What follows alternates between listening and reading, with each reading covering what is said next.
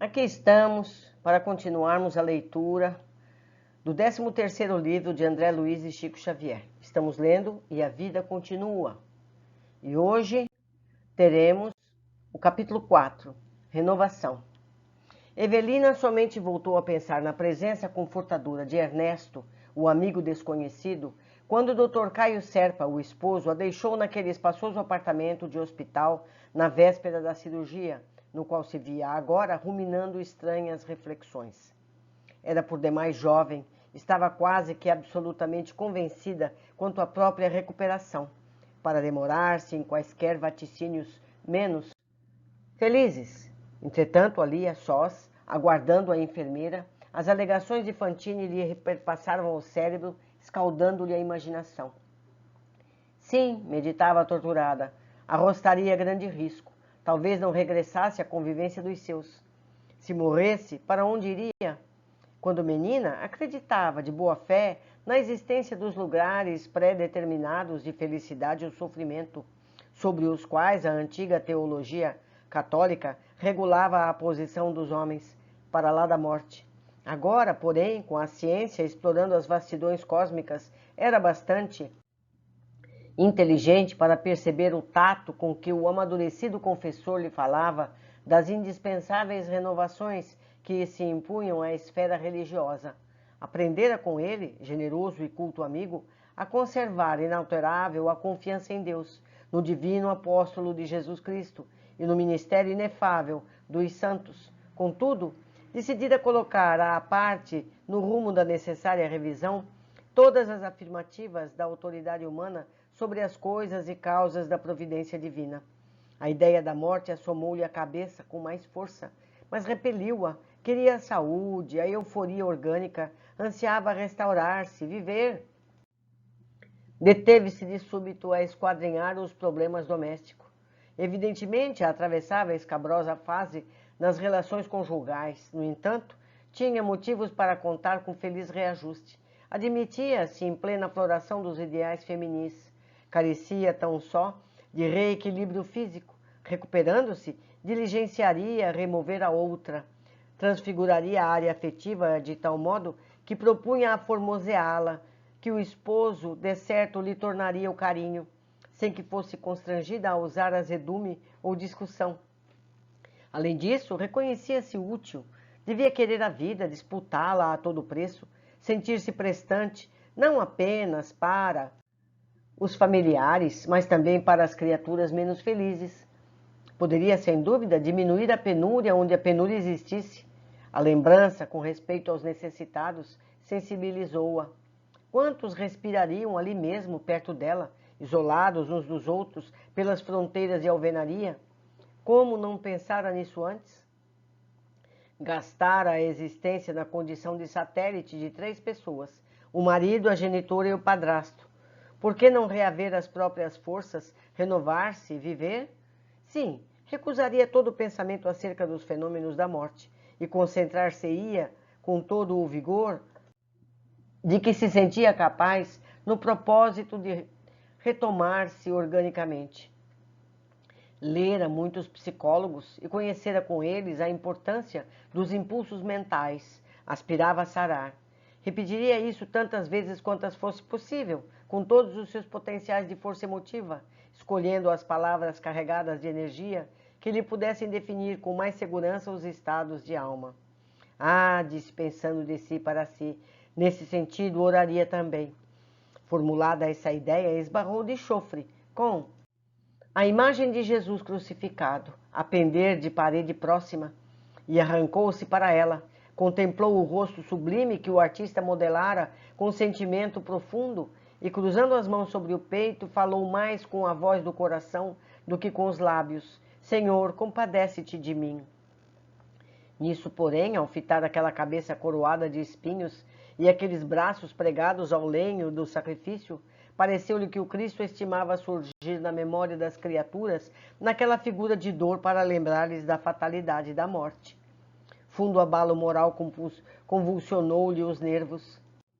Não mais sabia se lhe era lícito optar entre viver ou morrer, e, escondendo o rosto entre as mãos, ajoelhou-se humilde à frente da escultura delicada, junto da qual pranteou copiosamente.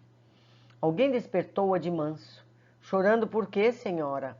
Diligente enfermeira vinha requisitá-la ao serviço pré-operatório. Evelina ergueu-se, enxugou as lágrimas, sorriu. Desculpe-me. Sou eu que a incomodo, senhora Serpa, rogou a jovem. Perdoe-me se lhe perturbam orações. No entanto, urge a prestar-se. Além disso, o esposo aguarda a ocasião para entrar. A doente obedeceu, ausentando-se do quarto por algum tempo e retornando logo após. O marido esperava, folheando os jornais do dia. Então, bisbilhotou ele, fingindo-se bem-humorado. Agora o salão de beleza, amanhã o retorno à saúde. A voz do Dr. Serpa evidenciava energia e brandura simultâneas. Advogado jovem, mas experimentando as relações públicas, sabia maneiras estudadas, conquanto simpáticas, autêntico representante do top social, não se lhe notara o menor desalinho. Justo, porém, dizer que o moço, causídico, se trancava no imo do ser, esforçando-se por manter culta a afeição enigmática da própria alma. Não estava ali na estampa física, tal qual se mostrava por dentro. Não era tão somente um homem natural, simplesmente um homem natural em cujo caráter o verniz acadêmico não conseguia extinguir de todo os resíduos da animalidade, compreensíveis em todas as criaturas da terra, ainda puramente naturais e humanas. Além disso, aos nossos olhos espirituais, patenteava sombrias inquietações. Depois das primeiras palavras, quentes de ternura, abeirou-se da esposa e osculou-lhe os cabelos. Ela não dissimulou a própria alegria e conversaram em suave transbordamento afetivo. Evelina reafirmou com os lábios a certeza da recuperação próxima, enquanto ele dava notícias. Os sogros, em seu sítio no sul, esperavam boas novas da operação, e eles viriam ao encontro oportunamente, com certeza. Não chegariam de imediato, evitando alarme. Queriam dar à filha querida a convicção de que se achavam tranquilos quanto ao tratamento em curso. E Caio desdobrava-se outros informes. Ouvir amigos médicos, realizar interessantes estudos em torno da intervenção na suprarrenal. Quanto ao caso dela, Evelina, o cirurgião estava otimista que lhes faltava agora senão o êxito com a bênção de Deus. Regozijou-se a enferma ao registrar-lhe a expressão bênção de Deus. Algo de novo estaria surgindo naquele estimado ateu de 30 anos? Monologava no íntimo.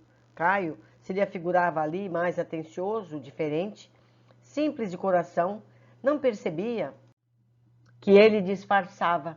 Serpa emitia comunicações imaginárias. O médico da família, tanto quanto o cirurgião, nada garantiam além de uma operação exploratória, com reduzidas esperanças de êxito.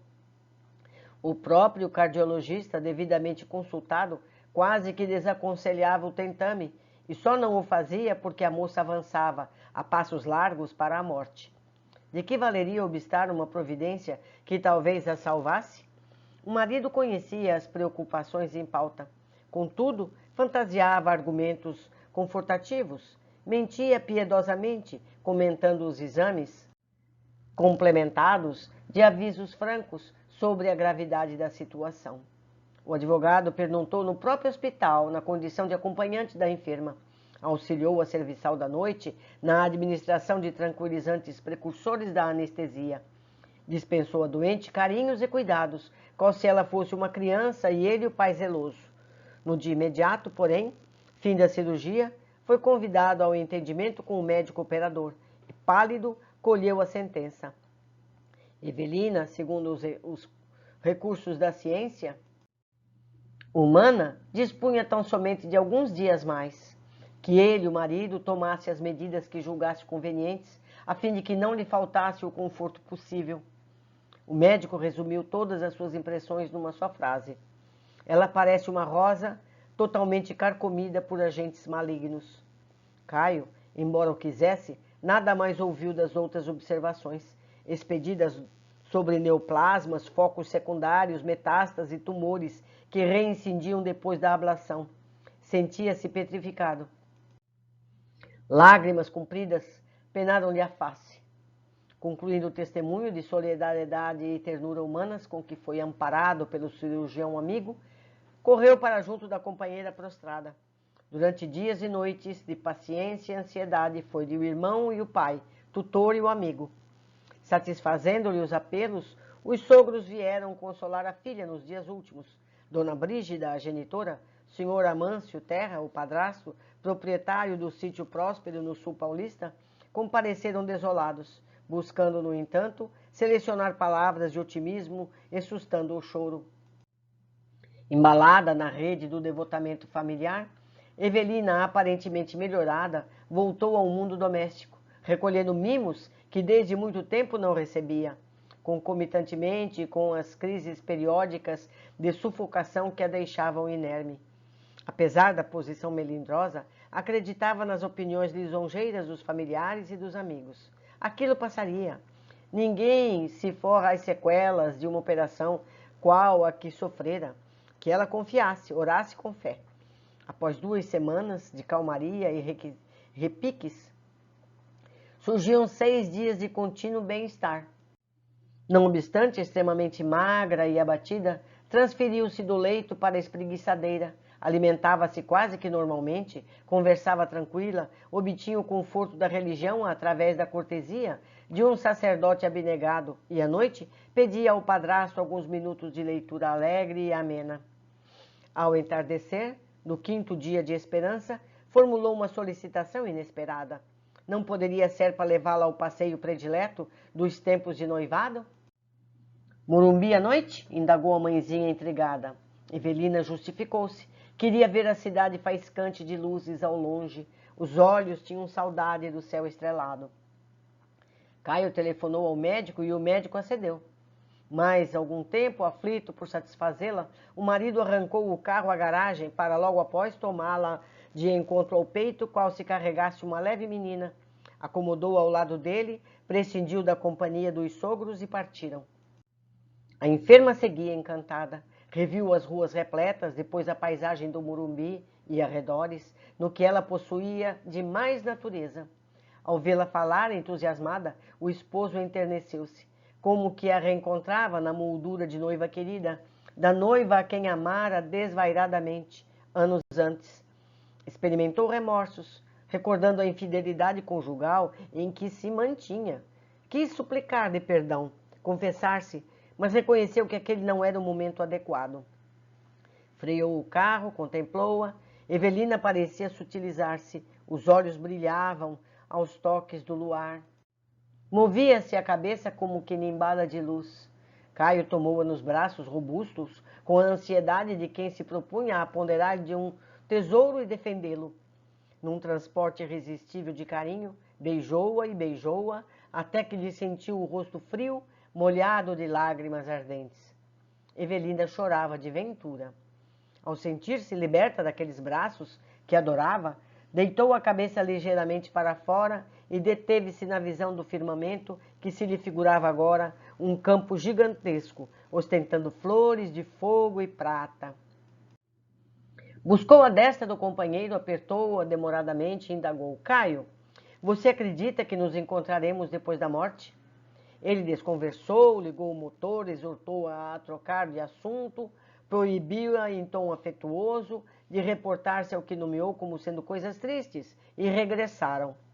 Caminho afora, a enferma lembrou-se do entendimento fácil com Ernesto Fantini, o improvisado amigo do balneário.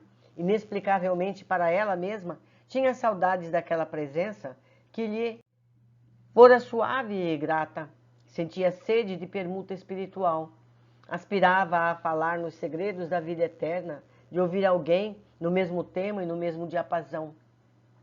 Naquele instante, porém, o esposo se lhe destacava na imaginação por um estranho violino que não se lhe adaptava agora às fibras do arco. As emoções sublimes lhe esmoeciam no peito, a míngua de crescimento e repercussão. Preferiu desse modo escutar o marido, abençoá-lo e aprová-lo. Mais um dia sereno e em seguida Evelina amanheceu em crise.